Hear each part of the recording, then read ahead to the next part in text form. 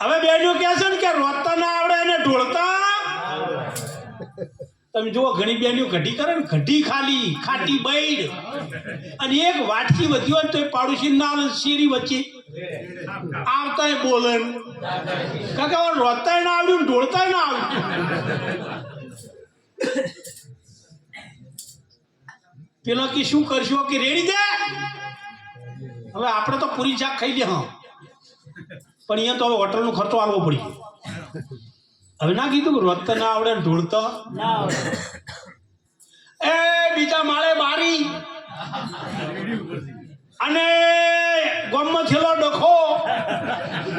PSI જમાદાર ને police વાળા સ્વયં ઉભા ઉભા પંચનામું લખતા હતા એ બારીના નેચે ઉભા ઉભા આ નોને ધરેડો એ પીએસઆઈ તો મરસા બે લબડી લાવો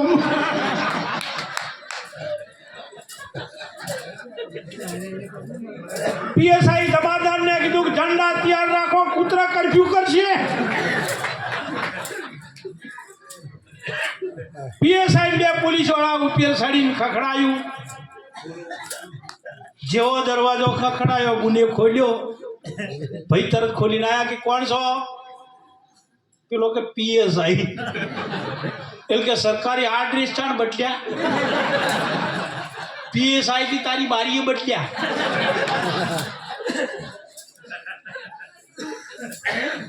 ભાઈ ચાલ્યો નથી રહેતો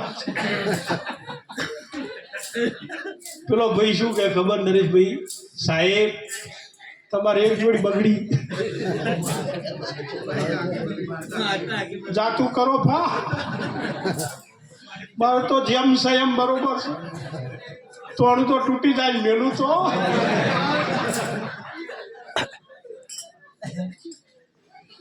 મારો કહેવાનો ભાવ એવો છે કે ઘરમાં વડીલ ભાઈ હોય કે મા બાપની હાજરી હોય તો આપણા સમાજમાં કયા ગામમાં કયા ઘેર કેવા સંસ્કાર છે ને એ વડીલો જોડે છે તો કોઈ દાડો વધો આવશે મકાન બનાવી અને કાયદેસર મીટર માગશો ને તો બોર્ડ વાળા હેરાન કરશી અને જો ઓકડી નોશી તો દંડ આબાનો એટલે મા બાપને આગળ રાખવા સાસુ સસરાને આગળ રાખવા સુંદર ભજન નતું બોલાણું मैं तो मंदिर गया पूजा आरती पूजा करते हुए ख्याल गया कभी माँ बाप ने सेवा की ही नहीं फिर पूजा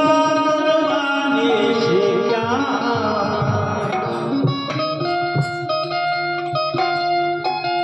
मैं तो सत्संग गाया संत वाणी सुनते मुझे ख्याल आया जन्म मानवनो लेकर दया नहीं की फिर मानव के लागे से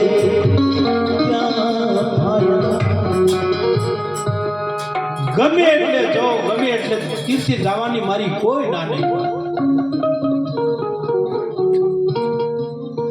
પણ મા બાપને નમસ્કાર કરીને જાય છે બા એક દાડો આપણે એટલે જવાનું છે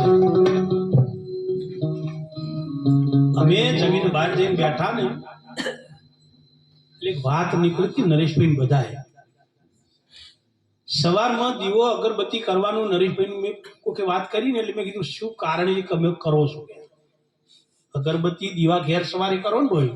શું માટે કરો છો આ તો કેવું થયું છે ખબર છે તમને ખબર છે કે મુસ્લિમ ધર્મ છે ને એક જમવા બેહે ને એટલે એક તાસમાં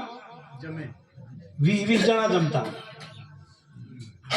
એમાં 50 જણા જમતા હતા ને એમાં હારા માણસની કુડી જમતો બાજુ મટી બાજુવાળા વિચાર કર્યો કોઈ એની મારી છે તો સમજીને મારી છે પેલે પેલાનું ઠૂઈ છે પેલે બીજે વળી જો તું અહીંયા આવે કે ના આવે અને જેને પહેલી કુણી મારી આડી થી એને મારી કે શું છે ભૈયા શું દાધર્યું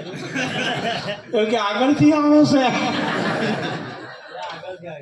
હું મુદ્દો ના ભૂલતા દીવાબત્તી કરવાનું કારણ જો ખબર ના હોય તો આગળથી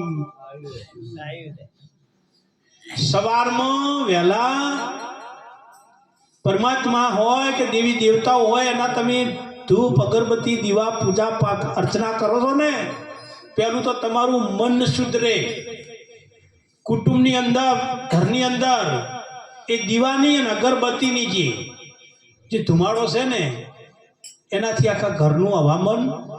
શુદ્ધ થાય મચ્છર ના પડે ત્રીજા નંબરમાં જે બાળક નાનું છે એને ખબર જ નહીં કે આ કોણ છે પણ રોજ એના મમ્મી પપ્પા આરતી કરતા હોય ને તો એ સમજણું થાય ને એટલે હાથ જોડતા અને જો અહીંયા હાથ જોડશે ને તો મા બાપને જોડશે ને આ તો માગે છે ભાઈ તમારા દીકરાનો દીકરો દાદાના ખોળામાં આવીને બેહે અને દાદાની દાઢીએ હાથ ફેરવે ને તો એ દાદાને ખબર પડે છે કે ગુલ્ફી વાળો આવ્યો છે ને તે છોકરાને 2 રૂપિયા આવી દાદાને ખબર પડે કે ના પડે તો જગતનો બાપ છે ને નહીં ખબર તમારે કેટલું જુએ છે બસ ભીખ જ માગવાની તમારા કર્મ એવા હોવા જોઈએ કોઈ પણ સંત હોય કોઈ પણ ભગત હોય આગળના પરમાણુ શાસ્ત્રના એ ભગવાનની પાછળ નહીં પડ્યો ભગવાન અહીંયા આયા છે ચારે આયા જેના મુખમાં રામનું નામ નહીં એને કોઈ દાડો મેળ પડતો નથી રામનું નામ લેવાથી પરમાત્માનું નામ લેવાથી આ મુખ પવિત્ર બને બા સબરીબાઈને રામના નામ લેવાથી ભગવાન રામચંદ્ર પરમાત્મા પોતે બિલકુલમાં જન્મ લીધેલો અને સબરીબાઈના તો 8 બોર ગાધા એવું રામાયણ કહેવાય ઋષિ મુનિઓના અહીંયા નહીં ગયા પણ ફક્ત શું હતું મુખમાં રામનું નામ હતું તો મુખ પવિત્ર કરવું ને તો રામનું નામ લેવું પડે અને જો હાથ પવિત્ર કરવા હોય તો પુણ્ય કરવું પડે પુણ્ય અને પગ પવિત્ર કરવા હોય તો તીર્થે જવું પડે અને આ 3 જેના પવિત્ર હોય ને એને કોઈ કહેવામાં આવતું નથી પણ આ 3 નહીં એને ડકો છે એસટી નો ડ્રાઈવર જાતો તો નંબર આવેલા ચશ્મા પહેરેલો અને 80 ની પીડે જાતો તો બ્રેક મારી રીતે બધા પેસેન્જર ભેળો થઈ ગયા ખબર છે બધા પેસેન્જર કંડક્ટર કે શું છે કે આગળ થડિયું કે આગળ થડિયું આવી ગયું યાર કંડક્ટર ઉતરીને મોર જોવા ગયો ને તે કોઈ નહીં કંડક્ટર તો થડિયું છે જ કંડક્ટર એને કહેવા જો કે થડિયું નહીં અને નજર પડી ને તો ચશ્મા પહેરેલા હતા ને અહીંયા એ ખોપતરું સોટ્યું